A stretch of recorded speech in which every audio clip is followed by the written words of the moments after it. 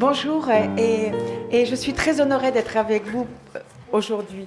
Et je remercie beaucoup Muriel parce qu'aujourd'hui, elle ne me donne pas l'opportunité de parler de mes combats, des combats que nous avons beaucoup abordés déjà ce matin, mais de me donner la parole en tant que témoin. Et en fait, si aujourd'hui je suis ici avec vous, c'est non pas pour vous parler des violences que j'ai subies, mais parce qu'en fait, je ne m'en souviens pas, mais pour vous parler de ce qu'a été ma vie après. Et excusez mon émotion, c'est la première fois que j'en parle en public. Mais de fait, ce qu'il faut savoir, c'est que je fais partie de ces personnes qui se sont construites dans l'amnésie totale de ce qui leur était arrivé. Et je me suis construite comme un arbre tordu balayé par le vent, une vie faite de peur, de souffrance, de solitude, parce que ce qu'on oublie souvent, c'est que ces enfants se construisent totalement coupés du reste du monde. Et pendant 40 ans, j'ai lutté, j'ai essayé de grandir, jusqu'au jour où, chaque matin, en me levant, eh bien, le premier geste qui me venait à l'esprit, c'était celui de me mettre un pistolet dans la bouche pour me faire sauter la tête. C'était quand je marchais, de prendre un couteau dans la main et de me gratter,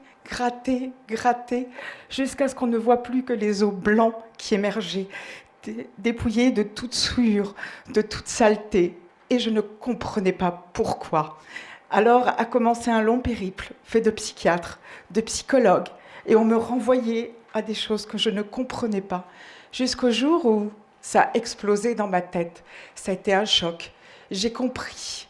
Je ne m'en souviens toujours pas, mais j'ai compris pourquoi les médecins, chaque fois que je leur disais que moi, on me demandait mes antécédents médicaux, à l'âge de 10 ans, j'avais eu un ulcère, un regard étonné que je ne comprenais pas.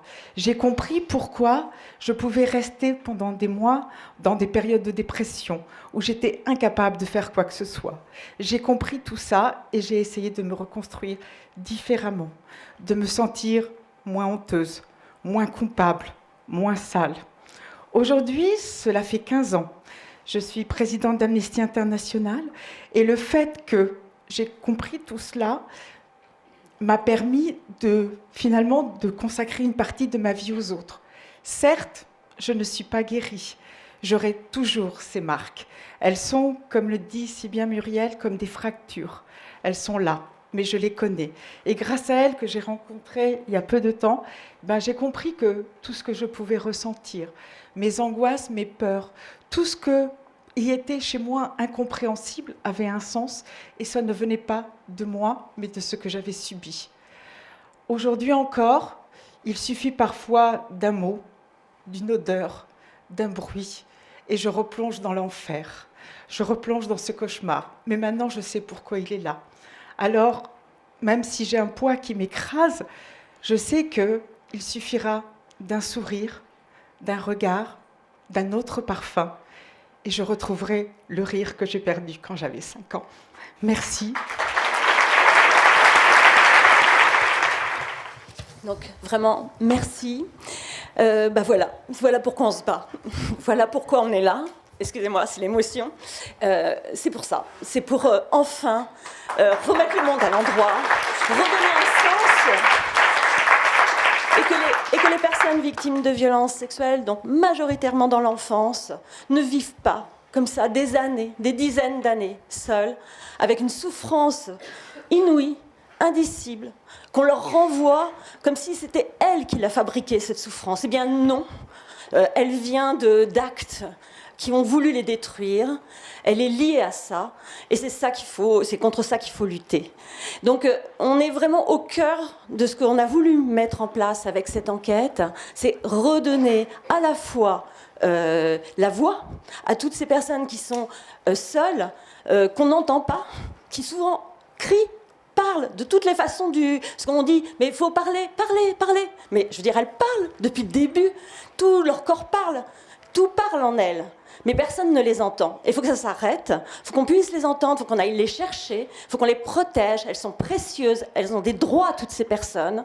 Et vraiment, c'est pour ça qu'on veut que cette loi du silence, ce déni, se lève enfin, qu'on le brise tous ensemble, et moi je crois que c'est vraiment possible. Voilà, donc ça c'est vraiment le but de cette enquête et de cette journée. Je voulais vous dire aussi que cette enquête donc, a démarré dans le cadre de la campagne Stop au déni. Donc c'était une campagne justement, on était au cœur de cette volonté de lutter contre le déni. Et j'ai eu l'idée de ce questionnaire justement avec le rapport du docteur Lebas. Je me suis dit mais oui, mais voilà, on essaie de savoir ce que les gens ont subi, mais quel est leur parcours? Moi j'en sais quelque chose. Je travaille depuis plus de 25 ans à les accompagner, toutes ces personnes, à les soigner. Et donc je sais à quel point elles sont maltraitées, à quel point elles vivent des situations effarantes, qu'elles sont seules, qu'on les culpabilise, parce que la culpabilité, elle ne vient pas de la personne, elle vient à la fois de l'agresseur qui a sa mise en scène, mais aussi tout l'entourage de cette personne, et puis aussi toute la société qui ne veut pas savoir et qui pèse sur les victimes, et c'est toujours la victime la coupable, comme vous le savez. Donc, je me suis dit, ce parcours, il faut le connaître, puisque si on veut, comme le disait si bien Michel Barzac, Madame Michel Barzac, présidente de l'INSEF, si on veut, il faut que les choses ne soient pas invisibles si on veut les combattre. Il faut savoir ce qui se passe. Et donc là, c'était vraiment donner la voix. Et on a été étonnés, ce questionnaire. Alors comme je suis un peu perfectionniste, j'ai commencé par des questions et des questions et des questions et des questions. Je fonctionne comme ça. Et puis je suis arrivée à 184 questions. C'est beaucoup, dont plus de 60 ouvertes. Et on a mis ce questionnaire en ligne. On s'est dit comme ça, on va toucher le plus de personnes possible. Alors on a diffusé par les réseaux sociaux, par les associations. Il y a des médias qui nous ont soutenus. Il y a le journal Cosette, il y a Elle, il y a des médias qui étaient vraiment bien diffusés. Il y a Magazine, des émissions RFI. C'est passé sur RFI, c'est passé sur RTL, c'est passé sur le Move. Donc ça a fini par diffuser sur les réseaux sociaux. Et alors, quel n'a pas été notre étonnement de voir qu'on a reçu des réponses et des réponses et des réponses pendant plusieurs mois, jusqu'à plus de 1200 réponses. Avec des personnes qui ont mis, comme je vous l'ai dit tout à l'heure, mais au moins 3 heures pour remplir ce questionnaire, voire plusieurs jours, voire plusieurs semaines, voire même certaines personnes m'ont dit plusieurs mois. Et à quel point, du coup, ça leur a permis aussi de pouvoir enfin s'exprimer, mais aussi de nommer, d'identifier d'autres violences. Parce que, justement, mon questionnaire, il était complexe, parce que je ne voulais pas qu'on laisse certaines violences sexuelles de côté. Je voulais que tout puisse émerger. Et puis, certaines aussi qui, d'un seul coup, ont redécouvert... À partir du moment où on se préoccupe de quelqu'un, on lui envoie un message très très fort pour lui dire on veut t'entendre, on veut faire quelque chose pour toi, on veut t'accompagner, tu as de la valeur, tu es précieuse, on veut faire quelque chose pour toi.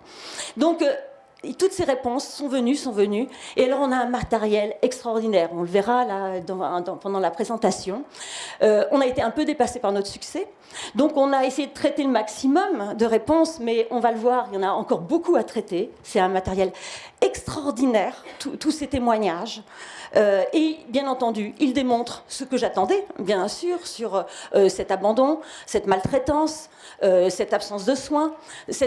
Mais on voit la détermination des personnes, c'est-à-dire que pendant plus d'une dizaine d'années, elles vont chercher à trouver quelqu'un qui les entende, qui les comprenne, qui redonne du sens, comme l'a dit Geneviève. Enfin, que ça a des liens, ça s'explique, que c'est pas la personne qui est folle, c'est pas elle qui n'est pas capable de vivre, c'est qu'on l'a détruite, on a essayé de vraiment la détruire, et ben non, ils vont pas y arriver. Donc ça, c'est tout ça qui va émerger. Et ce qu'on voit aussi, ce qui est terrible, c'est que c'est les personnes les plus vulnérables, les enfants, les personnes handicapées, c'est les personnes qui sont en situation de vulnérabilité, celles qui sont le plus touchées. La violence, ça s'exerce dans un univers de loi du plus fort, avec un fonctionnement d'inégalité, où on va attaquer toutes les personnes qui sont dans une position qui est complètement construite comme une position inégalitaire. Donc c'est aussi la lutte contre les inégalités de droit, et puis c'est vraiment aussi le respect des droits des personnes qui ont été victimes de violences qu'il faut vraiment promouvoir, et c'est aussi notre rôle par rapport à tout ce questionnaire. Alors je reviendrai tout au long de cette journée un petit peu sur ce questionnaire. La première chose que je voulais juste vous dire, c'est qu'il m'en faut beaucoup pour m'étonner, tellement j'entends à longueur de journée ce qui s'est passé pour les victimes.